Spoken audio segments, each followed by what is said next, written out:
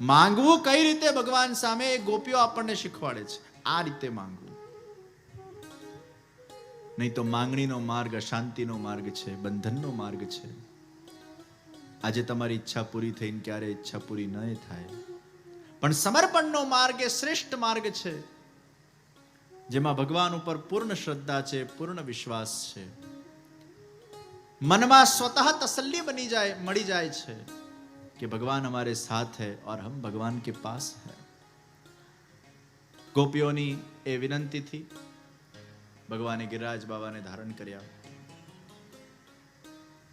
અને गिरिराज बाबा ने धारण કરીને એક આંગળીથી गिरिराज बाबा ने धारण કર્યા, મુઠ્ઠી બંધ કરીને આશ્વાસન બધાને આપ્યું કે હું તમારા સર્વનો નાથ છું અને એકવાર તમારું મારા સાથેનું સંબંધ હોય તો હું ક્યારે પણ તમને છોડીશ નહીં. નેત્ર ઝુકાવેલા છે.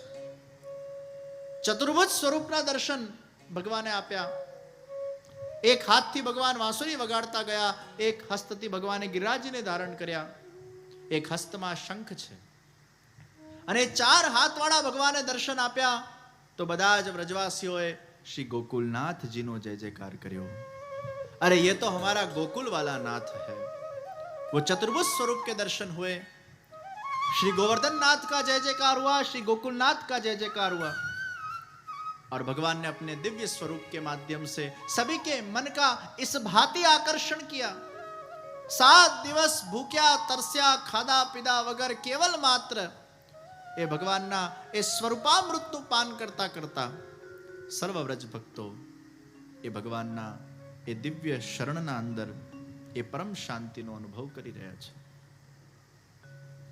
અને એ ગોવર્ધનનાથજીનું જે સ્વરૂપ, એને જ આપણે શ્રીનાથજીનું સ્વરૂપ કહીએ છીએ. શ્રી ગોવર્ધનનાથજી એ શ્રીનાથજી. આગળનું શ્રી લીધું, પાછળનું નાથ લીધું, ગોવર્ધન ખાઈ ગયા એટલે થઈ ગયું શ્રીનાથજી. એ લાંબુ પડે છે. આગળનું શ્રી લીધું, નાથ ખાઈ ગયા, કરી નાખ્યું શ્રીજી. તો શ્રીજી એટલે श्री गोवर्धननाथ जी. भगवान ने जो गोवर्धन को धारण किया और वो जो भगवान का अति ग्रेसफुल जो स्वरूप है वही हमारे श्रीनाथ जी है, जो भक्तों का रक्षण करते हैं, जो भक्तों का कल्याण करते हैं, जो भक्तों का उद्धार करते हैं, जो भक्तों के मनोरथों को परिपूर्ण करते हैं. जिस भक्त की जैसी पात्रता, उसके आधार पर भगवान उसके जीवन के अंदर वो फल उसको प्रदान करते हैं. जिसको जिसकी आवश्यकता, उसको भगवान वो आवश्यकता उसकी परिपूर्ण करते हैं. वो ग्रेसफुल भगवान हमारे श्रीनाथ जी बाबा है, जो गोवर्धन लीला का साक्षात स्वरूप है.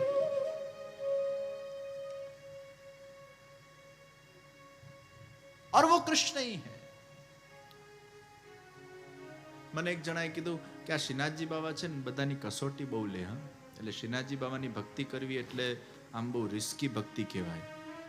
આનું તો કે ઠેકાણું નહીં, એ આપણા ઘેર આવે ને એ દિવસે જ ચોરી થાય. અને અમે સાંભળ્યું છે કે શ્રીનાથજીની ભક્તિ કરો ને એટલે બહુ જ દુઃખ વેડફવા પડે, બહુ જ કસોટીઓ કરે, બહુ જ હેરાનગતિઓ આવે, અરે ધનવાન નિર્ધન થઈ જાય. મેં કીધું એવું તમને કોણે કીધું? એ કે ના, અમે એવું સાંભળ્યું છે. મેં કીધું તમે ખોટું સાંભળ્યું છે.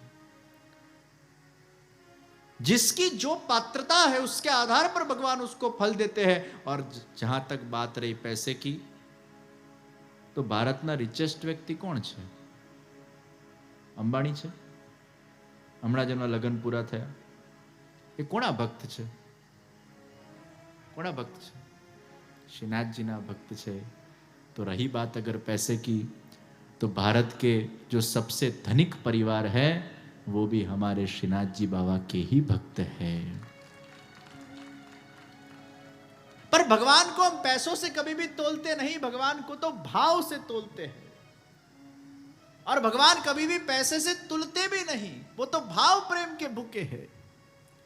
તમારી પાત્રતા પ્રમાણે ભગવાન તમને ચાહે પૈસા આપે, ચાહે કંચન બનાવે, ચાહે નિષ્કંચન બનાવે. ભગવાન કંચનોના પણ છે અને ભગવાન નિષ્કંચનોના પણ છે. ભગવાન તો એક એવા સૂર્ય છે જે બધાને પ્રકાશ આપે છે. પૈસાથી ભગવાન તોલાય.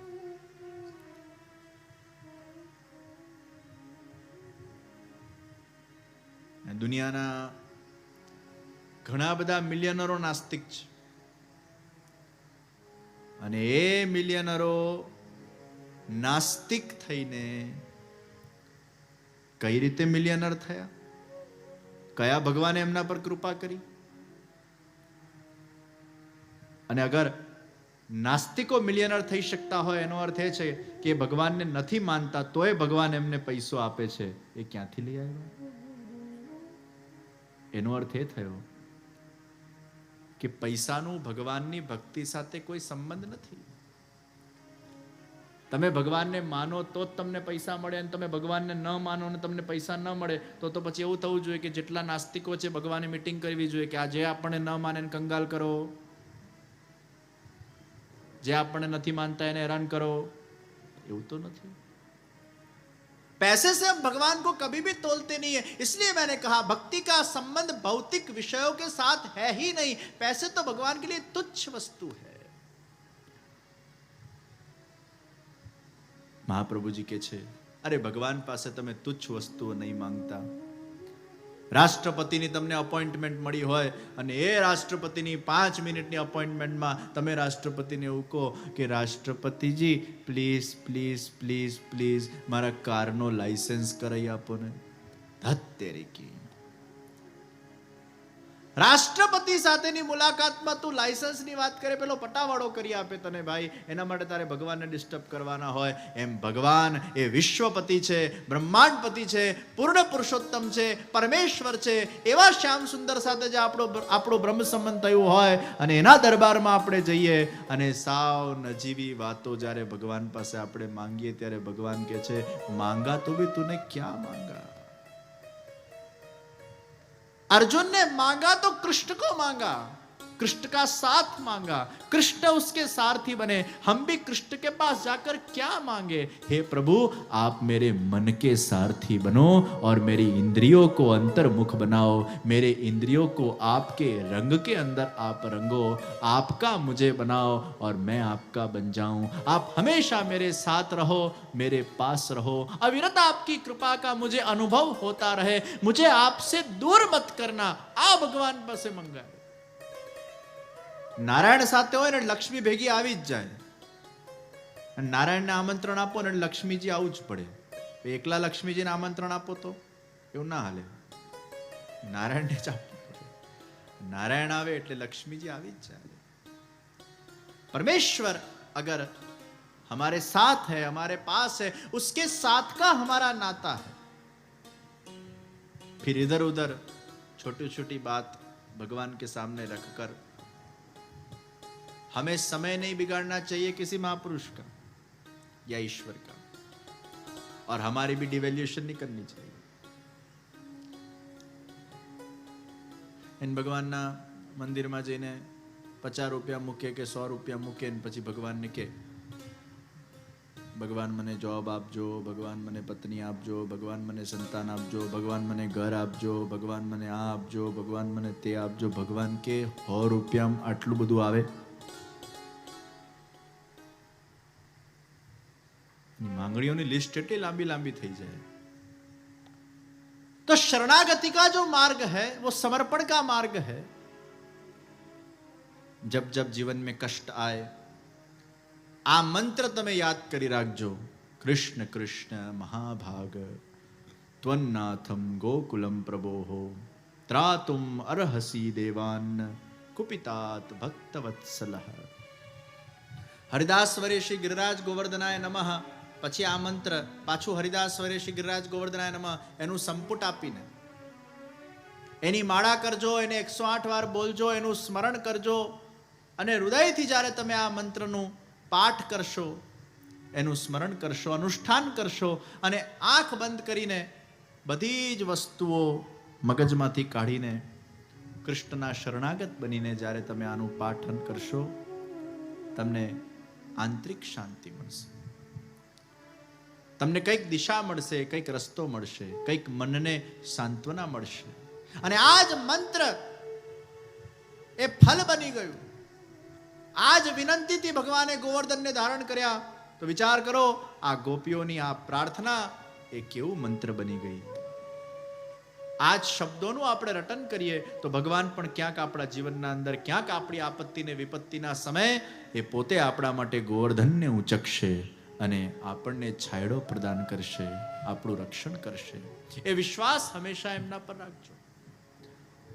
તો Shri Govardhan Nathji Shrinathji, return of Krishna is Srinathji. There is no difference between Srinathji and Krishna. Krishna is Srinathji and Srinathji is Krishna. અને એટલે જ પુષ્ટિ માર્ગમાં કોઈ જગ્યાએ જય શ્રીનાથજી નથી, જય શ્રી કૃષ્ણ છે. શ્રીનાથજી સેવા સદા કાર્ય નથી, કૃષ્ણ સેવા સદા કાર્ય છે. હે કૃષ્ણ, હું તમારો છું. શ્રીનાથજી શબ્દનો ઉપયોગ નથી, કારણ કે શ્રીનાથજી એ ભગવાનનો એક પોઝ છે. મૂળમાં તો એ કૃષ્ણ જ છે. એ કૃષ્ણને જ આપણે શ્રીનાથજી કહીએ છીએ. એ કૃષ્ણને જ આપણે મથુરાધીશ કહીએ છીએ. એ કૃષ્ણને જ આપણે દ્વારકાધીશ કહીએ છીએ. એ કૃષ્ણને જ આપણે ગોકુલનાથજી કહીએ છીએ. એ કૃષ્ણને જ આપણે ગોકુલ ચંદ્રમાજી, મદન મોહનજી, બાલકૃષ્ણલાલજી. આ સપ્ત સ્વરૂપ એ કોઈ અન્ય નહીં પણ કૃષ્ણના જ છે અને કૃષ્ણ જ છે. એમાં કોઈ ભેદ નથી. भगवान की अलग अलग लीलाओं के आधार पर भगवान के विभिन्न नाम भगवान ने धारण किए और वो नाम लेने से भगवान की वो लीला का हमें अनुसंधान हो जाता है. जिस नाम से हम भगवान को पुकारते हैं वो लीला के साथ भगवान हमारे मन के अंदर प्रकट हो जाते हैं. तो 7 स्वरूप और कुछ नहीं, भगवान श्री कृष्ण के विभिन्न लीलाओं के अलग अलग नाम है. તમે ફોટો સ્ટુડિયોમાં જઈને તમારા 7 પિક્ચર પડાવો અને પછી એને ફ્રેમ કરી દેવામાં આવે. આમ પડાવો ને આમ બેસીને પડાવો ને, અને પછી એને ફ્રેમ કરી નાખો. તમે જ છો અને તમારી જ 7 ફ્રેમ છે. कृष्ण के ही ये 7 रूप, वही 7 स्वरूप. और जो गोवर्धन लीला भगवान ने की वो गोवर्धन नाथ का स्वरूप. जिन्होंने गोवर्धन को धारण किया वही हमारे गोवर्धन नाथ, वो श्रीनाथ जी है. ये ऊंचो हस्त, ये मुट्ठी बंद, ये झुकेला नेत्र, ये चेहरा पर मंद मंद स्मित, ये दिव्य स्वरूप. 7 દિવસ ગોવર્ધન લીલા પરિપૂર્ણ થઈ. ભગવાને ગોપીઓ સાથે રાસ કર્યો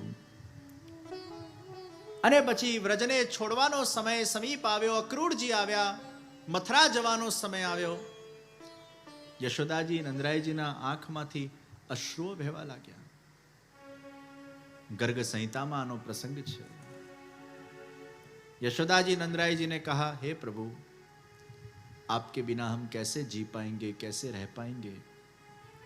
आप ही तो हमारा सहारा हो. आपके बिना हम बेसहारा हो जाएंगे. भगवान श्री कृष्ण ने यशोदा जी से कहा, मैया, आपको मेरा कौन सा रूप पसंद है? अरे लाला, जो तूने गोवर्धन को धारण किया था और वो जो तेरा रूप था, वो जो तेरी अदा थी, वो जो तेरी छटा थी, वो आज भी हमारे मन के अंदर हमें भा गई है. अरे मैया, आप चिंता मत करो, मैं वैसा ही मेरा रूप आपको पधराता हूं. એ જ વખતે ભગવાને પોતાના અંદરથી જ, પોતાના શ્રીઅંગમાંથી એવું જ આબેહૂ સ્વરૂપ પ્રગટ કર્યું. અને એ સ્વરૂપ પ્રગટ કરીને શ્રી યશોદાજી નંદરાયજીને પધરાઈ આપ્યું ને કીધું, मैया, ये मेरा ही रूप है, ये मैं ही हूं.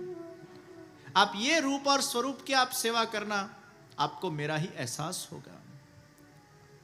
अरे लाला, ये तो तेरा ही रूप है, वही आंख, वही चेहरा, वही अदरोष्ट, वही रूप. हाँ मैया, ये मैं ही हूं. आप इनकी सेवा करके आपके जीवन को गुजारना, मैं हमेशा आपके साथ ही रहूंगा. વર્ષો સુધી યશોદાજી નંદરાયજી એ સ્વરૂપની સેવા કરવા લાગ્યા. અને જ્યારે યશોદાજી નંદરાયજીનો જીવનકાલ સમાપ્ત થયો ત્યારે ભગવદ ઈચ્છાથી એ જ સ્વરૂપ ગિરિરાજ બાવાના અંદર અંતર્ધ્યાન થઈ ગયું. અને 590 વર્ષ પહેલા એ જ શ્રીનાથજી બાવાના સ્વરૂપની સૌથી પહેલી વાર ભુજાના દર્શન થયા. અને વ્રજવાસીઓ એ ભુજાના દર્શન કરીને खूब आनंदित થયા છે। ये वही श्रीनाथ जी बाबा है जो भगवान कृष्ण ने अपने ही श्रीअंग में से प्रकट किए, जो गिरिराज जी में अंतर ध्यान हुए, वही गिरिराज जी में से पुनः स्वयंभू प्रकट हुए, और वही श्रीनाथ जी बाबा आज नाथद्वारा में विराजमान हैं, जिनके दर्शन करने हम जाते हैं। तो किसी को अगर प्रश्न हो कि 5000 साल पहले कृष्ण भगवान कैसे दिखाई देते थे, આજે આપણે કોઈને પૂછીએ હે કૃષ્ણ કેવા લાગતા હતા, તો કોઈ કહેશે અમારા ઘરે જે કૃષ્ણની મૂર્તિ છે ને કૃષ્ણ એવા, પણ ના, એ કોણે બનાવી? એ તો કોઈ માણસે બનાવી। એ માણસે કૃષ્ણની કલ્પના કરી, એને કૃષ્ણ જોયા? એને કૃષ્ણને ઓરિજિનલી જોઈને એવી કલ્પના કરીને એવી મૂર્તિ બનાવી? ના। અરે કૃષ્ણ તો મારા ઘરે જે ભગવાન કૃષ્ણનું ચિત્ર છે ને એવા લાગે છે, પણ ચિત્ર કોણે બનાવ્યું? એ પણ કોઈ ચિત્રકારે બનાવ્યું। એ ચિત્રકારે કૃષ્ણને જોયા? ના। इस विश्व के अंदर वो कृष्ण भगवान कैसे लगते हैं, ऐसा अगर किसी को प्रश्न हो, उसका उत्तर आपको कहीं नहीं मिलेगा। उसका उत्तर आपको केवल नाथ द्वारा श्रीनाथ जी ने मिलेगा, क्योंकि कृष्ण जो 5000 साल पहले जैसे लगते थे वही आबेहू स्वरूप वो श्रीनाथ जी बाबा का स्वरूप है, और वही नाथ द्वारा में विराजमान है। वही आंख, वही नाक, वही कर्ण, वही चरणारविंद, वही आभा, वही स्वरूप, वो कृष्ण ही श्रीनाथ जी बने, श्रीनाथ जी ही कृष्ण बने। और इसलिए हमारे वहां मूर्ति शब्द न होकर स्वरूप शब्द है। મૂર્તિકાર પોતાના મનના પ્રમાણે, મનને માફક આવે એ પ્રમાણે જે બનાવે એને મૂર્તિ કહેવાય, પણ ભગવાન પોતે પોતાના જ શ્રીઅંગમાંથી જે સ્વરૂપને પ્રગટ કરે એ ભગવાનનું સ્વરૂપ કહેવાય। સ્વસ્ય રૂપઃ ઇતિ સ્વરૂપ, સ્વરૂપ સાક્ષાત છે, અને સ્વરૂપમાં ભાવ છે।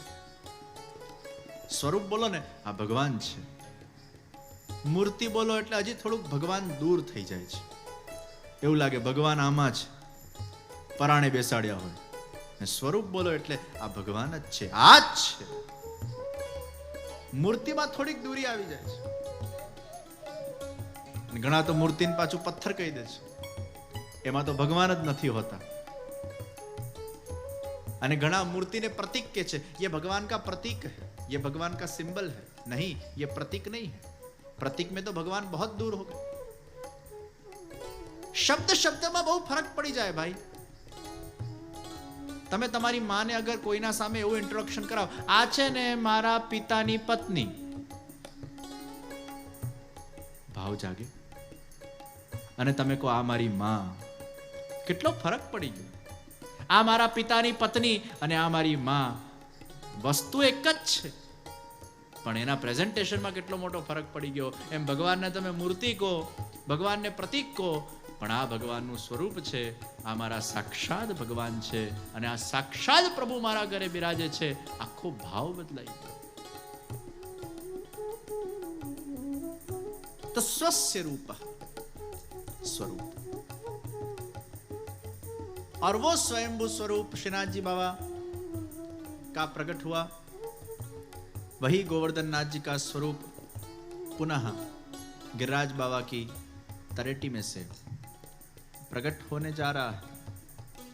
590 वर्ष पहला भगवाननी ए वाम भुजाना दर्शन थया, અને એ ભુજાના દર્શન કરીને વ્રજવાસીઓ ખૂબ પ્રસન્ન થયા છે, પૂજા કરવા લાગ્યા, અર્ચના કરવા લાગ્યા, અને ભગવાનને જોયા નહીં કે ભોળા વ્રજવાસીઓ ભગવાન પાસે માંગવા લાગ્યા, માનતાઓ માંગવા લાગ્યા, માનતાઓ પૂરી થવા લાગી, અને જેમ જેમ માનતાઓ પૂરી થાય, ચમત્કાર કો નમસ્કાર, જેમ જેમ ચમત્કાર થતા જાય તેમ તેમ નમસ્કાર વધતા જાય, એમ ભગવાનના ચમત્કારો થવા લાગ્યા, નમસ્કાર વધવા લાગ્યા।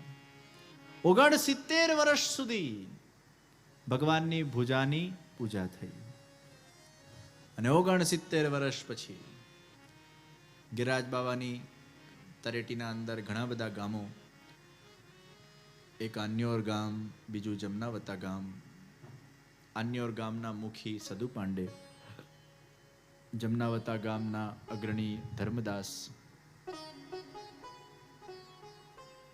ધર્મદાસના પુત્ર કુમનદાસ, સદુ પાંડેના ભાઈ માણેકચંદ. આન્યોરમાં સદુ પાંડે રહે, એના પાસે 1000 ગાયો છે. ધર્મદાસ પાસે 300 ગાય છે. જહાં ગાય है वहां भगवान है. ગાય ભગવાનને બહુ વાલી છે અને ગાય બધાને વાલી હોવી જોઈએ, કારણ કે જે ભગવાનને વાલું હોય એ આપણું વાલું થાય તો આપણે ભગવાનના વાલા બનીએ. જે ભગવાનની પ્રિય હોય અને એ પ્રિય વસ્તુને અગર આપણે સાચવીએ, એનું સંવર્ધન કરીએ, એનું રક્ષણ કરીએ, એનું પોષણ કરીએ તો એ ભગવાનના આપણે પ્રિય બનતા હોઈએ છીએ. ગાયનું દૂધ એ શ્રેષ્ઠ દૂધ છે. મેં પહેલા દિવસની કથામાં કીધેલું, ગાવો વિશ્વસ્ય માતરઃ, वो विश्व की माता है.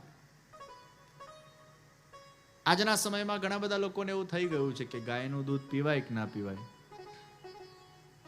ગાયનું જ પીવાય ને ભેંસનું થોડું પીવાય. જેનું દૂધ પીવો એના જેવા થાવ, ભેંસનું પીવો તો ભેંસ જેવા થાવ, શારીરિક રીતે પણ અને માનસિક રીતે પણ. આ દુનિયાનો સૌથી આળસુ પ્રાણી કોણ? ભેંસ. હવે ભેંસનું દૂધ તમે પીઓ એટલે આળસુ બનો. ભેંસ પડી જ રહે એક જગ્યાએ, ઊભી જ ન થાય, મહા આળસુ. આજે ઘણા બધા અમુક યુવાનોમાં એવી આળસ ઘૂસેલી છે, એવી આળસ ઘૂસેલી છે, એવી આળસ ઘૂસેલી છે, એ 12 કલાક ઊંઘ ખેંચી નાખે. 12 કલાક ઊંઘ કેવી રીતે આવે? એ આળસ પથારીમાંથી ઉભો જ ન કરે. તો ભેંસનું દૂધ વ્યક્તિને આળસુ બનાવે. ભેંસનું દૂધ બુદ્ધિને બેર મારે. ઘણાને સૂચકો જ ન પડતો હોય શું કરવું, કેમ કરવું, કઈ રીતે કરવું. આ ભેંસનું દૂધ. ગાયનું દૂધ પાચન માટે સારું. ભેંસનું દૂધ મીઠાઈઓ માટે સારું, ગાયનું દૂધ પાચન માટે સારું. પણ કઈ ગાયનું દૂધ પીવાય? દેશી ગાયનું દૂધ પીવાય, જર્સીનું નહીં. પાછી જર્સી ગાયનું દૂધ સારું નહીં, દેશી ગાયનું દૂધ સારું. જે ગાયના અહીંયા પીઠ પર હમ્પ હોય, હમ્પ આમ ઊંચો વિભાગ હોય છે, એ દેશી ગાય, અને ફ્લેટ હોય એ જર્સી ગાય. હવે હમ્પ વાળી જે ગાય હોય એ હમ્પ શું છે ખબર છે? એમાં સૂર્યકેતુ નાડી જાય છે, અને એ સૂર્યકેતુ નાડીમાં એ શક્તિ છે કે સૂર્યની કિરણોને એબ્ઝોર્બ કરે છે, અને એ નાડીમાંથી એ કિરણો એબ્ઝોર્બ થઈને એ ગાયના આખા શરીરમાં જાય છે. એના દૂધમાં પણ એનું તેજ દેખાય છે. અને હમણાં સંશોધન કરવામાં આવ્યું કે ગાયના દૂધમાંથી એકદમ રંચક સુવર્ણની પ્રાપ્તિ થઈ. એ સુવર્ણની પ્રાપ્તિ કઈ રીતે થઈ? એ સૂર્યકેતુ નાડીમાંથી એ સૂર્યના કિરણરૂપી સુવર્ણને એ ગાય પોતાના અંદર ધારણ કરે છે. પણ જર્સી ગાય એનું દૂધ ઓક્સિડન્ટ છે, અને દેશી ગાય એનું દૂધ એન્ટીઓક્સિડન્ટ છે. એટલે એ દેશી ગાયનું દૂધ ધારણ કરવું. ઘણા લોકો એવું કહે છે કે ગાયનું દૂધ ખાલી એના વાછરડા માટે જ હોય, દુનિયા માટે નથી હોતું. એટલે આજે વિદેશમાં ઘણા લોકો વિગન બની ગયા છે. અને વિદેશમાં જે પ્રથા ચાલુ થાય ને એ સૌથી પહેલા આખા ભારત દેશમાં મુંબઈમાં ચાલુ થાય. વિદેશના સીધા વાઇબ્રેશન પહેલા મુંબઈમાં આવે, પછી અહીંથી પછી થતા થતા ગુજરાતમાં જાય, દિલ્હીમાં જાય, સાઉથમાં જાય, પછી મૂળ એનું મુંબઈ. વિદેશનું કોઈ પણ સારી આદત અહીંયા આવે ને ખરાબ આદત અહીંયા આવે. મુંબઈ એને ગ્રાસ્પ કરે. તો ઘણા વિઘન થઈ ગયા છે. ઘણા લોકો એવું કહે છે કે આ ગાયનું દૂધ આપણા માટે છે જ નહીં, એ તો એના વાછરડા માટે જ છે, એટલે આપણાથી એ પીવાય જ નહીં. આપણે વાછરડાનું દૂધ પીને વાછરડાને દુઃખી કરીએ છીએ. આવા કેવા આપણે મનુષ્ય કે ગાયના વાછરડાના દૂધને આપણે પી જઈએ છીએ. આ વિઘન કે છે. ગાયનું દૂધ ત્યાંના લોકો, અમુક લોકો એટલે નથી પીતા કે ત્યાં વિદેશના અંદર એ ગાયને ઇન્જેક્શન્સ મારવામાં આવે છે, મીટ ખવડાવવામાં આવે છે, હાર્મોનિયલ ઇન્જેક્શન મારવામાં આવે છે, ગાયની પ્રકૃતિને બગાડી નાખવામાં આવે છે. અને એ બગાડેલી પ્રકૃતિનું જ્યારે દૂધ નીકળે છે એ દૂધમાં ઘણી બધી એલર્જીસ પણ થતી હોય છે, પંપથી દૂધ કાઢતા હોય છે, ગાયને કષ્ટ પડે છે. એટલે અમુક વિગનોએ ત્યાં નક્કી કર્યું કે ગાયના દૂધનો બહિષ્કાર કરવો, જેથી કરીને ગાયના દૂધનું પ્રોડક્શન ઘટે અને ગાયને કષ્ટ આપવામાં ન આવે. એ ગાયમાંથી વધારે દૂધ કાઢવાની એ ગેલછાના પાછળ એ ગાયને કષ્ટ આપવામાં આવે છે, ઇન્જેક્શન્સ મારવામાં આવે છે, એને રન કરવામાં આવે છે. એટલે અમુક લોકોએ ત્યાં ગાયના દૂધનો બહિષ્કાર કર્યો. એ માટે વિઘન થાય. શ્રી પ્રભુને પ્યારા શ્રી યમુનાજીના લાડીલા એવા રસિક સત્સંગી વૈષ્ણવોને જે શ્રીના આ વચનામૃત ગમ્યા હોય તો આ વિડીયોને લાઈક કરજો, શેર કરજો અને અમારી ચેનલ શ્રી વલ્લભ સત્સંગને સબસ્ક્રાઈબ કરવાનું ભૂલશો નહીં, જેથી તમને આવા અવનવા વચનામૃતો મળતા રહે. સર્વે વહાલા વૈષ્ણવોને ભાવથી જય શ્રી કૃષ્ણ.